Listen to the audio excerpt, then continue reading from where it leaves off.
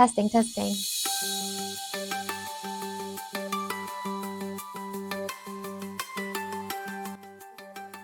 Today I'm going to be working with the Jewel Spun Chunky. This is in the colour Sea Glass, and I also have a 6.5mm hook to go with it. Okay, so favourite crochet stitch. I do have a little bit of a soft spot for the half treble, probably because it's quite fast to work up and quite simple, but I do also have a little bit of a weakness for the loop stitch, so I just think there's lots of things you can do with it.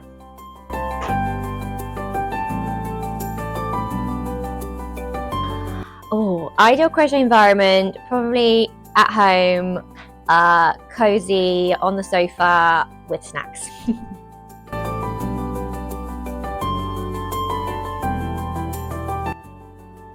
Biggest crochet pet peeve, probably just the fact that between us and the US we haven't agreed on terms, so it's quite confusing when you find a pattern, especially if it's online and somebody hasn't specified to know what the terms are. Sometimes I don't know why we have two systems.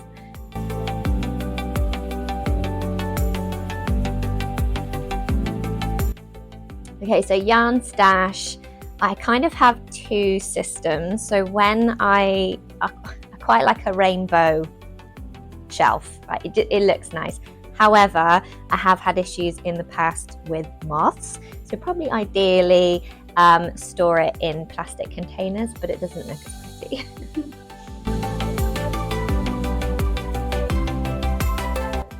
Oh, I do quite like a mustard shade, so probably some kind of like, I don't know, golden or Dijon or something mustard. It doesn't sound very attractive, but somebody cleverer than me could come up with a better name. Yeah, oh yeah, good idea.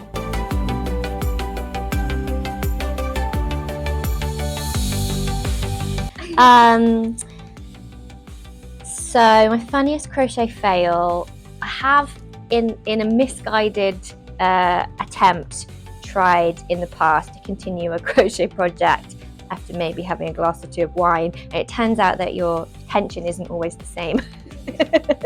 So yeah, I think that just had to be redone the next day.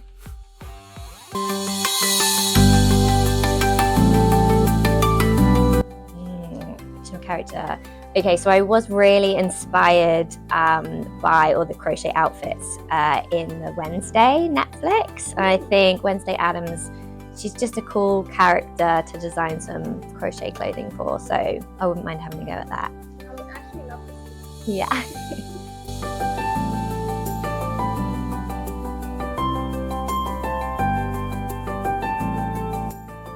Good question. So I did loads of crafts when I was little, and then actually it was a friend of mine, we got together and we decided to teach ourselves to crochet. Probably slightly inevitably, the first project I did was a granny square blanket, and I don't have it anymore because I didn't weave in my ends. I just tied them and cut them, and also unsurprisingly it just fell apart.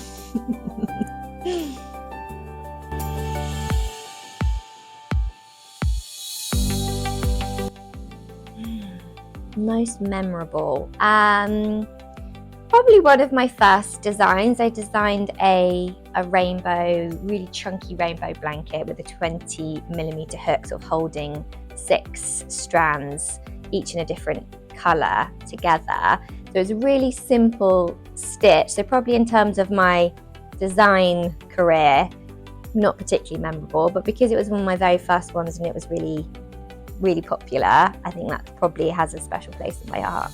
I think that's sweet.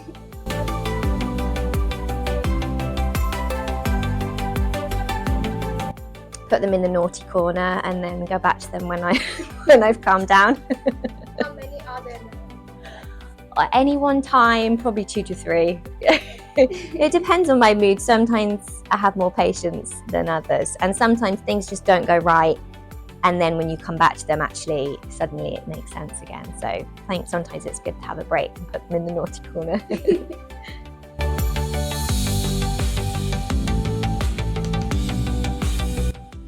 I always say with starting crochet and knitting as well that the initial learning curve is often the steepest. So it feels so strange even just knowing how to hold the yarn. But actually, if you can just sort of persevere, take it in your own time and get past that first part, then just taking your time to get through the initial learning curve, and don't feel silly if it feels completely alien and strange, because I think everybody feels like that when they first start to crochet.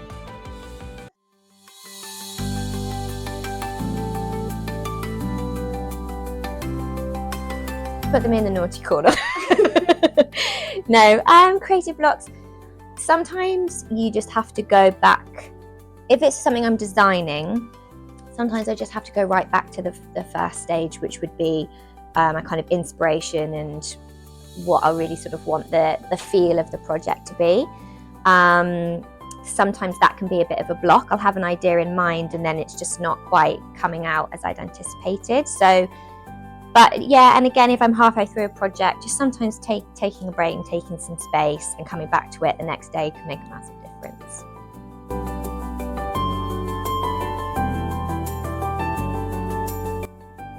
So I have two favourite parts. The first part is the design. So I get really excited when I'm sort of planning it and initially sort of bringing everything together and the start of the process. But then actually the other part that I really love is right at the other end. So after you've designed something and released it into the wild, when you first see somebody else make it and then maybe they share pictures with you, I get a real buzz from seeing other people's finished makes from my designs, if that makes sense. So yeah, the very start for me and then the very end, but not the weaving in of the ends.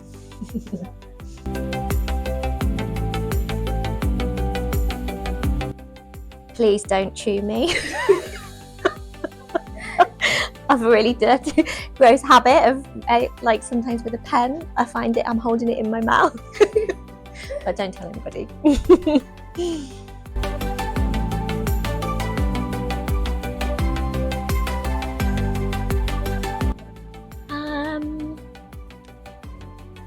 A go-to crochet mantra. I think one of the things that being a designer has done, well, firstly, I love it and it's really exciting, but also I have realised over the years I've inadvertently or intentionally turned my hobby into a job. So for me, it's just if I'm feeling stressed or about a crochet project or it's feeling overwhelming, my mantra is to just sort of remind myself why I started in the first place, and just to try and remind myself to find what's fun and what's relaxing about it, because I think that's the reason so many of us do crochet or stick with it, because as well as being able to make fun things, it's also really relaxing and can be really meditative. So I think that's my mantra if I start to feel stressed about a project, is to be like, no, this is not what it's supposed to be about, and just to relax into it again and try and find the fun.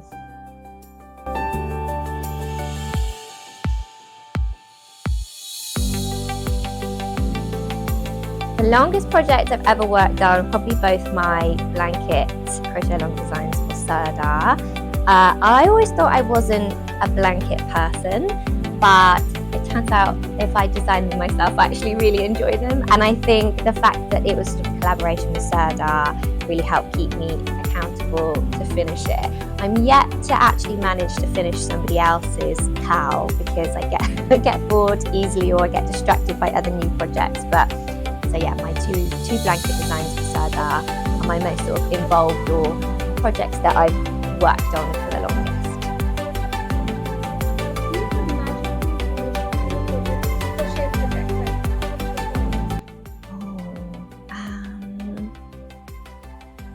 Probably a jumper that's been sitting in my whip pile, which I've really enjoyed working on, but it's one of those where it requires quite a lot of concentration. And because it's a personal project, I only tend to work on it in the evenings. And whenever I get to it, I find I'm a bit too tired to sort of focus on the process. But I would also really like it finished so that I can wear it. So yeah, if I could magically finish that one so that I can actually wear it, that would be good.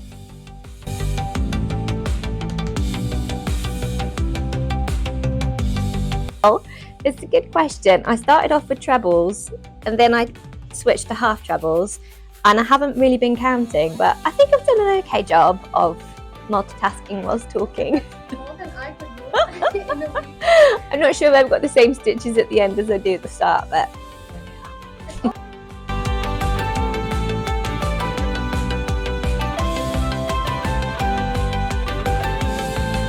I feel like if you're doing a simple stitch, it's manageable, but yeah, there's a reason I think that there's that sort of shush I'm counting saying that people use a lot in crochet. It is quite hard to talk and also remember what you're doing unless it's a really simple stitch. But yeah, you decide. Fabulous, thank you.